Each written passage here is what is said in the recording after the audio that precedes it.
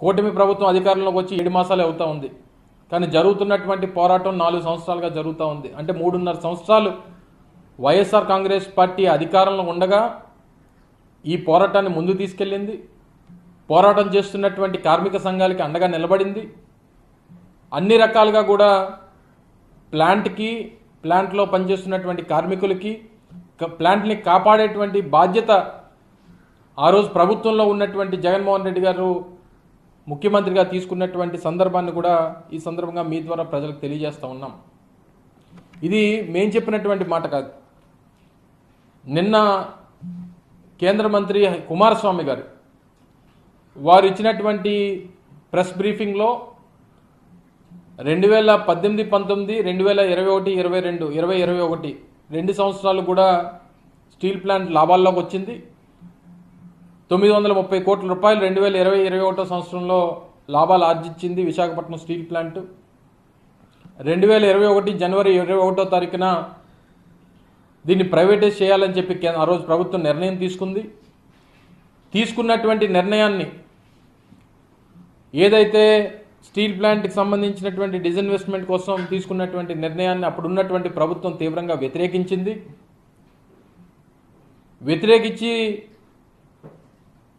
అదే సంవత్సరం మార్చిలో జరిగినటువంటి శాసనసభ సమావేశాల్లో ఎట్టి పరిస్థితుల్లో విశాఖపట్నం స్టీల్ ప్లాంట్ ప్రైవేటైజ్ చేయడానికి వీల్లేదు అని చెప్పి శాసనసభ కూడా ఒక తీర్మానం చేసి పంపించింది అనేటువంటి విషయాన్ని కూడా నిన్న వారు మాట్లాడినప్పుడు చెప్పడం జరిగింది. మీరు అందరూ కూడా చూస్తున్నారు.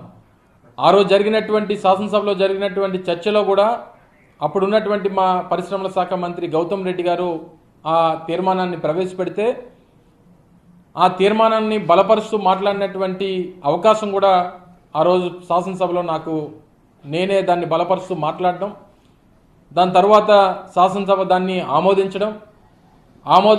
ఆమోదించినటువంటి ఆ తీర్మానాన్ని కేంద్ర ప్రభుత్వానికి పంపించి ఇది రాష్ట్ర ప్రజల తాలూకా ఉద్దేశం, రాష్ట్ర శాసనసభ రాష్ట్ర ప్రజలు 5 కోట్ల మంది ప్రజల తాలూకా ఉద్దేశం ప్రైవేటైజ్ చేయడానికి వీల్లేదు అని చెప్పి ఏదైతే చెప్పినటువంటి దాని ప్రకారం ఆ రోజు నుంచి ఆ పూర్తి స్థాయి ఒత్తిడి మాకు ఆ రోజు ప్రభుత్వం నుంచి ఉంది అనేటువంటి విషయాన్ని కూడా నిన్న కుమారస్వామి గారు వారి మాటల్లో చెప్పినటువంటి విషయాన్ని మరొకసారి గుర్తు చేస్తూ ఉన్నాం. కూటమి ప్రభుత్వం అధికారంలోకి వచ్చి 7 మాసాలే అవుతా ఉంది. కానీ జరుగుతున్నటువంటి పోరాటం 4 సంవత్సరాలుగా జరుగుతూ ఉంది. అంటే 3.5 సంవత్సరాలు వైఎస్ఆర్ కాంగ్రెస్ పార్టీ అధికారంలో ఉండగా ఈ పోరాటాన్ని ముందు తీసుకెళ్ళింది. పోరాటం చేస్తున్నటువంటి కార్మిక సంఘాలకి అండగా నిలబడింది. అన్ని రకాలుగా కూడా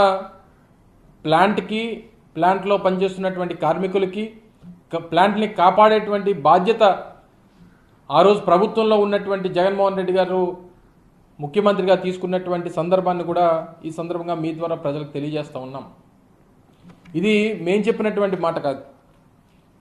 నిన్న కేంద్ర మంత్రి కుమారస్వామి గారు వారు ఇచ్చినటువంటి ప్రెస్ బ్రీఫింగ్లో 2018, 19, 2021, 22, 2021 2 సంవత్సరాలు కూడా స్టీల్ ప్లాంట్ లాభాల్లోకి వచ్చింది. 930 కోట్ల రూపాయలు 2020, 2021 సంవత్సరంలో లాభాలు ఆర్జించింది విశాఖపట్నం స్టీల్ ప్లాంట్. 2021 జనవరి 21వ తారీఖున దీన్ని ప్రైవేటైజ్ చేయాలని చెప్పి ఆ రోజు ప్రభుత్వం నిర్ణయం తీసుకుంది. తీసుకున్నటువంటి నిర్ణయాన్ని ఏదైతే స్టీల్ ప్లాంట్కి సంబంధించినటువంటి డిజిన్వెస్ట్మెంట్ కోసం తీసుకున్నటువంటి నిర్ణయాన్ని అప్పుడున్నటువంటి ప్రభుత్వం తీవ్రంగా వ్యతిరేకించింది.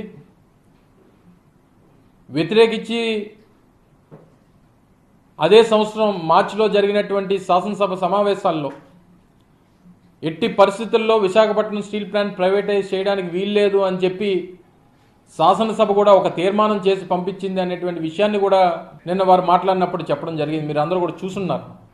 ఆ రోజు జరిగినటువంటి శాసనసభలో జరిగినటువంటి చర్చలో కూడా అప్పుడున్నటువంటి మా పరిశ్రమల శాఖ మంత్రి గౌతమ్ రెడ్డి గారు ఆ తీర్మానాన్ని ప్రవేశపెడితే ఆ తీర్మానాన్ని బలపరుస్తూ మాట్లాడినటువంటి అవకాశం కూడా ఆ రోజు శాసనసభలో నేనే దాన్ని బలపరుస్తూ మాట్లాడడం, దాని తర్వాత శాసనసభ దాన్ని